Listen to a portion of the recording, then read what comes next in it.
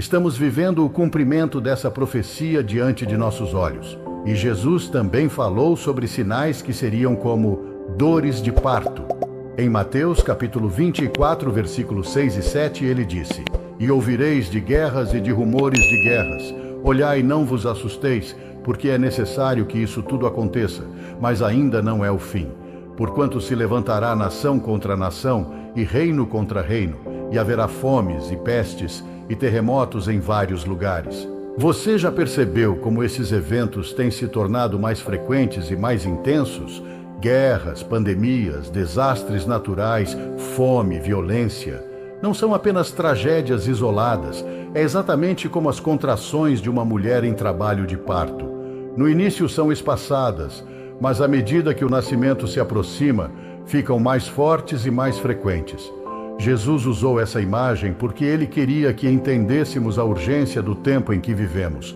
Agora eu te pergunto, se vemos todas essas coisas acontecendo, se vemos Israel restaurado, se vemos o Evangelho alcançando quase toda a humanidade, se vemos guerras, terremotos e doenças em crescimento, será que ainda podemos fechar os olhos e dizer que nada está acontecendo? Ou será que devemos abrir o coração e entender que Jesus está muito mais perto do que imaginamos? Se você crê que a restauração de Israel em 1948 foi um cumprimento extraordinário da profecia bíblica, escreva nos comentários: Israel é a prova viva de que a palavra de Deus se cumpre. Agora que você já entendeu como o relógio profético de Deus voltou a se mover, precisamos falar sobre algo que vai estremecer o seu coração. Porque as profecias não apontam apenas para sinais visíveis como guerras, pestes e o renascimento de Israel. Elas também apontam para um evento que mudará a história da humanidade em um instante: o arrebatamento.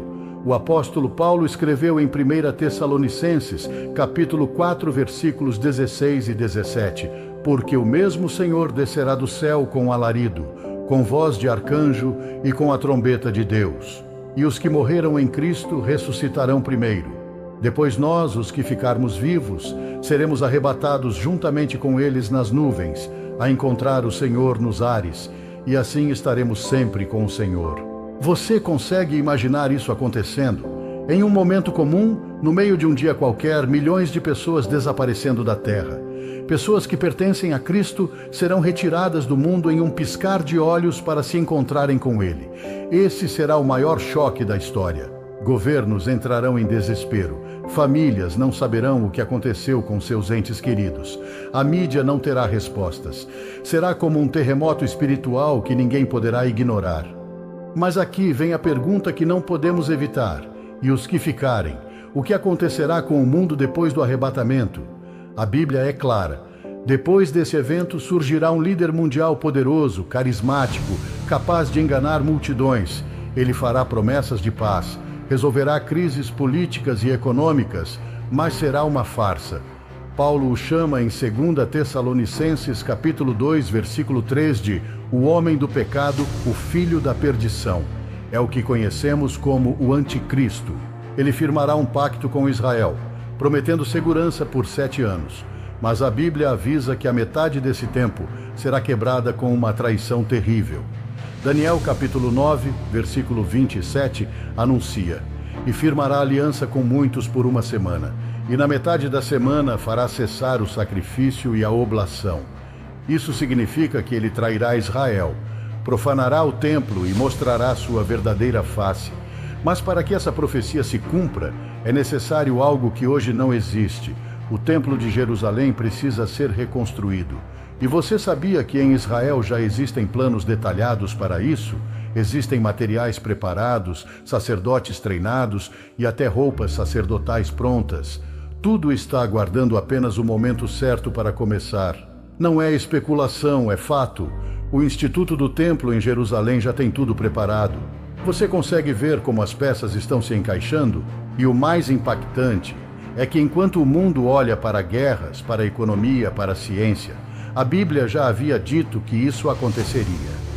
João, no Apocalipse, capítulo 13, versículo 16 e 17, descreveu que o anticristo fará que todos recebam uma marca, sem a qual ninguém poderá comprar ou vender, Você percebe como a tecnologia moderna já aponta para esse cenário?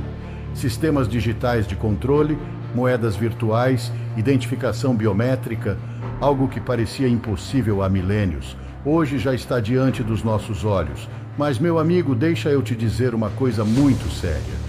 A profecia não está aqui para alimentar a curiosidade das pessoas. Ela não foi escrita para que fiquemos debatendo quem será o anticristo ou qual é a data exata do arrebatamento. A profecia foi escrita como um alarme. É como um despertador de Deus dizendo: acorda, o tempo está acabando. E sabe o que é mais incrível? Os primeiros cristãos já viviam assim. Eles não sabiam se Jesus voltaria em sua geração, mas viviam como se pudesse ser a qualquer momento. Eles usavam uma palavra poderosa, Maranata, que significa o Senhor vem. Essa palavra não era apenas uma saudação, era um grito de fé. Era a forma de lembrar uns aos outros de que Cristo estava às portas. E aqui está a verdade que muitos esquecem. Não importa se o arrebatamento vai acontecer amanhã ou daqui a alguns anos. O que importa é estar pronto, porque quando o som da trombeta ecoar, não haverá tempo para correr atrás de santidade, não haverá tempo para arrumar a vida espiritual. O preparo é agora, no presente. E eu quero te fazer um convite especial. Se você está sendo impactado por essa mensagem, eu quero que você se inscreva neste canal agora mesmo, porque eu vou continuar compartilhando revelações bíblicas que vão abrir os seus olhos e fortalecer a sua fé. E como forma de agradecimento, eu preparei um conteúdo exclusivo que você vai receber ao se inscrever. Um guia simples com os principais sinais da volta de Cristo organizados em ordem, para que você nunca mais tenha dúvidas sobre em que tempo estamos vivendo. A decisão está nas suas mãos. Você pode apenas ouvir e deixar passar, ou pode se posicionar, se inscrever e caminhar junto comigo nesse entendimento profético. Agora, antes de seguirmos adiante, pense nisso. Se Jesus voltasse hoje, você estaria pronto para encontrá-lo? Quando Jesus falou sobre os sinais de sua volta, ele deixou claro que não seriam apenas acontecimentos isolados, mas uma sequência de eventos que aumentariam em intensidade. É como se a história estivesse sendo conduzida para um ponto final inevitável. E você precisa entender que esses sinais não são meros alertas para satisfazer nossa curiosidade, mas chamados urgentes para que a gente se prepare espiritualmente.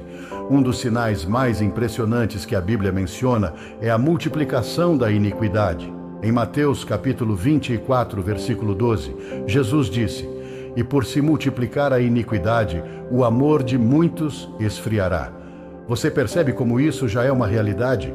Nunca houve um tempo com tanta frieza entre as pessoas. Famílias se desmancham, amizades se desfazem por causa de coisas pequenas, pessoas são capazes de trair, enganar e até destruir vidas em troca de interesses momentâneos. O amor que antes sustentava relacionamentos, agora é substituído por egoísmo, vaidade e ganância. Isso não é apenas uma crise social, é um sinal profético. É a evidência de que o mundo está caminhando exatamente como Jesus disse que aconteceria. Outro ponto crucial que Jesus ressaltou foram os falsos profetas.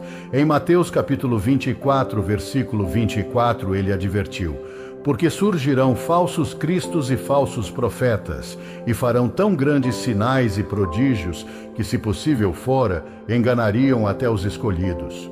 Isso é algo sério. Jesus não disse que eles apenas falariam mentiras. Ele disse que fariam sinais que impressionariam multidões.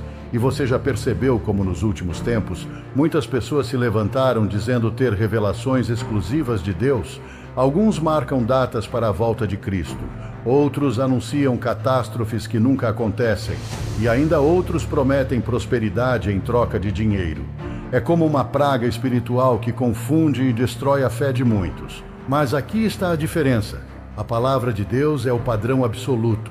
Não importa quem fale, não importa se parece convincente, não importa se faz milagres. O que importa é se está escrito na Bíblia.